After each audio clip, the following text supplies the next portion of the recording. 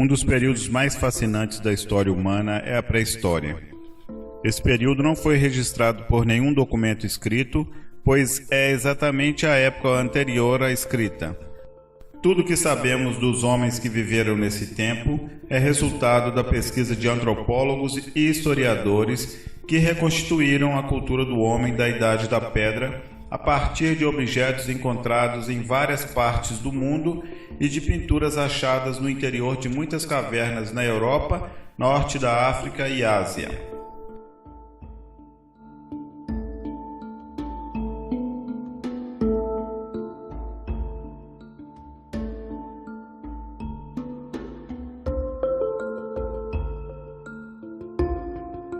Como a duração da pré-história foi muito longa, os historiadores a dividiram em 3 períodos. Paleolítico Inferior, cerca de 500.000 a.C., Paleolítico Superior, aproximadamente 30.000 a.C., e Neolítico, por volta do ano 10.000 a.C.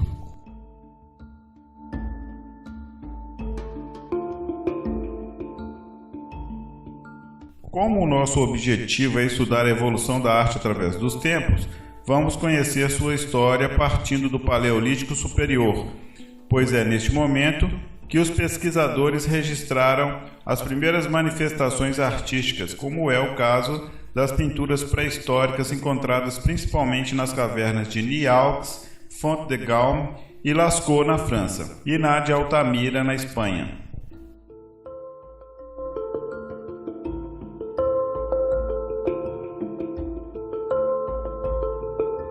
O naturalismo da arte paleolítica.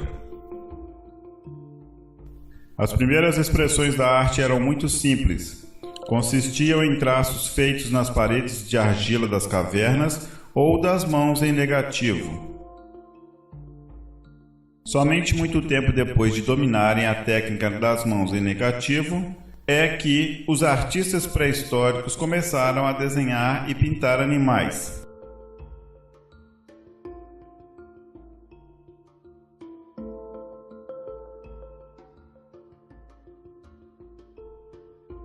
A principal característica dos desenhos da Idade da Pedra Lascada, nome pelo qual também é conhecido o Paleolítico Superior, é o naturalismo. O artista pintava os seres, um animal, por exemplo, do modo como o via, de uma determinada perspectiva, reproduzindo a natureza tal qual sua vista a captava. Assim, a arte do homem desse período, diferentemente da de outros, retrata apenas o que o artista via. Os egípcios, por exemplo, representavam a figura de perfil, mas colocavam os olhos vistos de frente, ou seja, faziam uma composição entre aquilo que viam e o que não viam, mas sabiam que existia. Na arte do Paleolítico, isso não acontece. É importante notar também que esses desenhos já revelam uma elaboração por parte do artista. Por isso, não existe neles qualquer traço que possa nos levar a compará-los com desenhos infantis. São inevitáveis as perguntas sobre os motivos que levaram o homem a fazer essas pinturas. Atualmente, a explicação mais aceita é que essa arte era realizada por caçadores e que fazia parte de um processo de magia por meio do qual procurava-se interferir na captura de animais. Ou seja, o pintor caçador do Paleolítico supunha ter poder sobre o animal desde que possuísse a sua imagem. Acreditava que poderia matar um animal verdadeiro desde que o representasse ferido mortalmente num desenho. Assim, para ele, os desenhos não eram representações de seres, mas os próprios seres. Essa é a explicação mais aceita para as pinturas do Paleolítico Superior.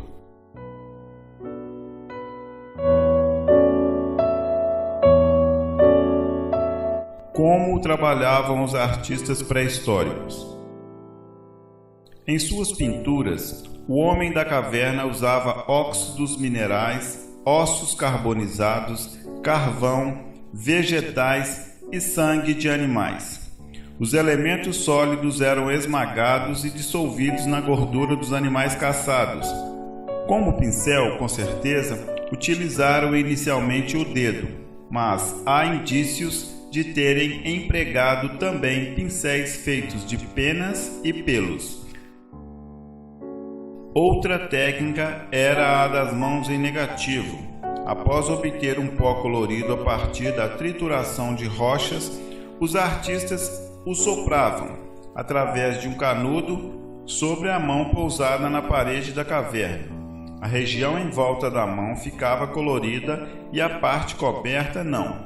Assim, obtinha-se uma silhueta da mão, como num filme em negativo. Outro aspecto que chama a atenção de quem observa as pinturas rupestres, isto é, feitas em rochedos e paredes de cavernas, é a capacidade de seus criadores interpretarem a natureza. As imagens que representam animais temidos estão carregados de traços que revelam força e movimento. Assim, estão retratados os bisontes e outras feras. Mas, nas imagens que representam renas e cavalos, os traços revelam leveza e fragilidade.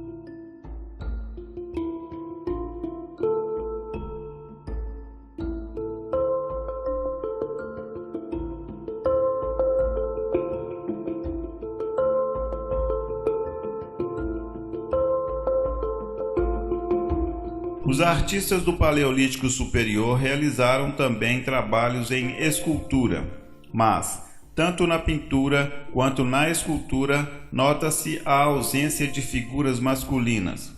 Predominam as figuras femininas, com a cabeça surgindo como prolongamento do pescoço, seios volumosos, ventre saltado e grandes nádegas.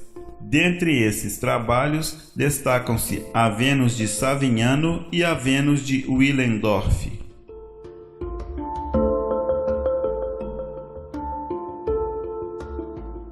A arte do Neolítico. O último período da pré-história é chamado de Neolítico ou Idade da Pedra Polida.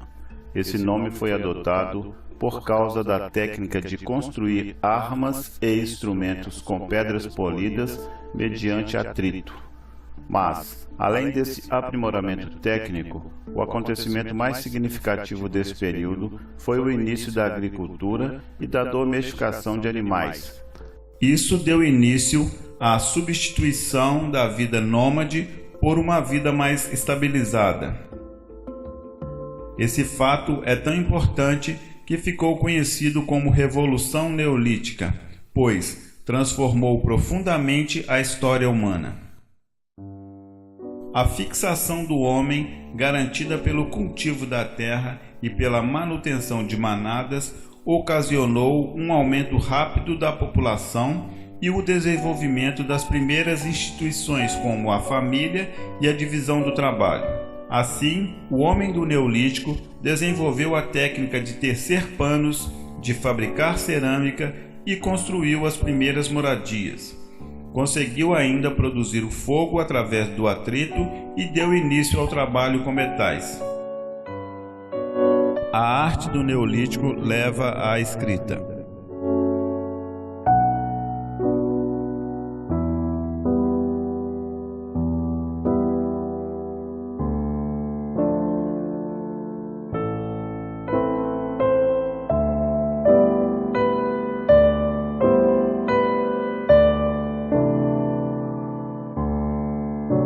Todas essas conquistas técnicas tiveram um forte reflexo na arte. O homem que se tornara um camponês não precisava mais ter os sentidos apurados do caçador do Paleolítico, e o seu poder de observação foi substituído pela abstração e racionalização.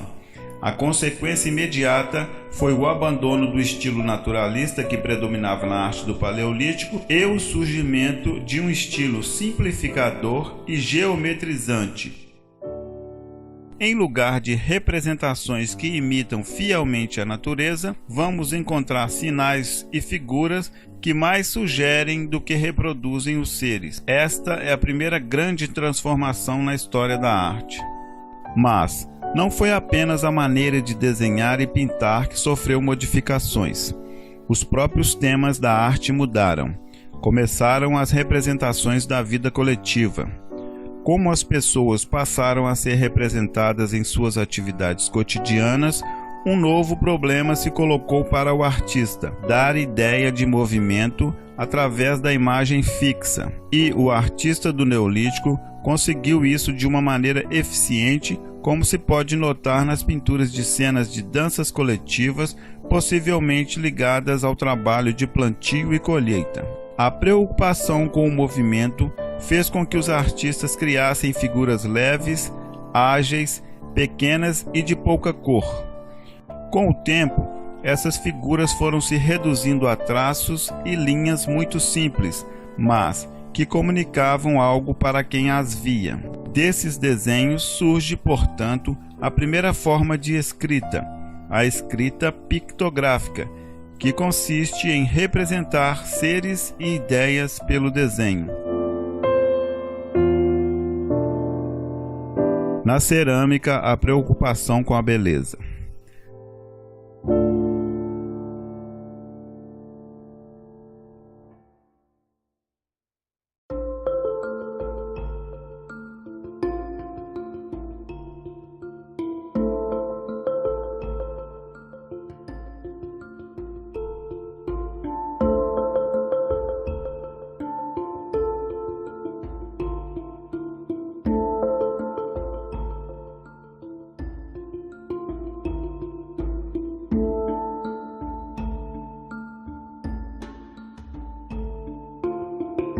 Além de desenhos e pinturas, o artista do Paleolítico produziu uma cerâmica que revela sua preocupação com a beleza e não apenas com a utilidade do objeto. Dois belos exemplos dessa cerâmica são a ânfora em terracota da Dinamarca e o vaso escandinavo em terracota. Nesse período registrou-se outro progresso. Os artistas começaram a usar o metal em seus trabalhos, servindo-se possivelmente do método com forma de barro ou da técnica de cera perdida. As esculturas em metal, representando guerreiros e mulheres, são ricas em detalhes. constituindo um precioso documento das roupas e atividades do Neolítico. Essas esculturas foram encontradas sobretudo na Escandinávia e na Sardenha. O homem do Neolítico começou também a abandonar as cavernas e a construir suas próprias moradias. Dessas construções são conhecidas os nurags, edificações em pedra, sem nenhuma argamassa e em forma de cone truncado. São também desse período as construções denominadas dolmens. Consistem em duas ou mais pedras grandes fincadas verticalmente no chão, como se fossem paredes, e em uma grande pedra colocada horizontalmente sobre elas, parecendo um teto. O porquê dessas construções ainda não foi suficientemente esclarecido pela história e pela antropologia.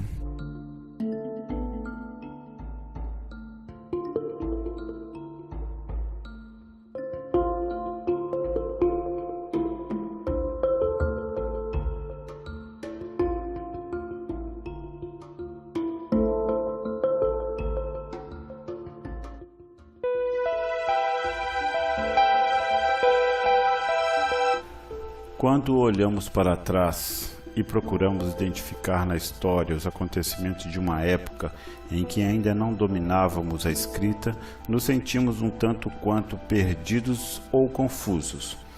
A pré-história, apesar de esquadrinhada por cientistas especializados como os paleontólogos, ainda constitui um grande mistério para a humanidade.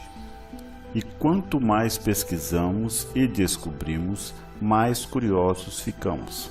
O cinema é uma das melhores formas de percebermos essa enorme sede de conhecimentos que possuímos a respeito da pré-história. Tivemos várias produções de destaque nos anos anteriores revelando essa fixação, essa verdadeira obsessão por dados e informações relevantes acerca desse período. Filmes como Jurassic Park, de Steven Spielberg, ou Dinossauros, produção da Disney, popularizaram os dinos entre a criançada. Fizeram inclusive que se criasse uma enorme diversidade de produtos destinados a atender a demanda e satisfazer a curiosidade dos espectadores mirins. Outras produções como 2001, Uma Odisseia no Espaço, do diretor Stanley Kubrick, que em seus 15 minutos iniciais nos apresenta os hominídeos ou homens pré-históricos, ou A Guerra do Fogo, de Jean-Jacques Arnaud, realizador de O Nome da Rosa e Círculo de Fogo, destinados a um público mais maduro, fizeram também sucesso e captaram espectadores para o assunto.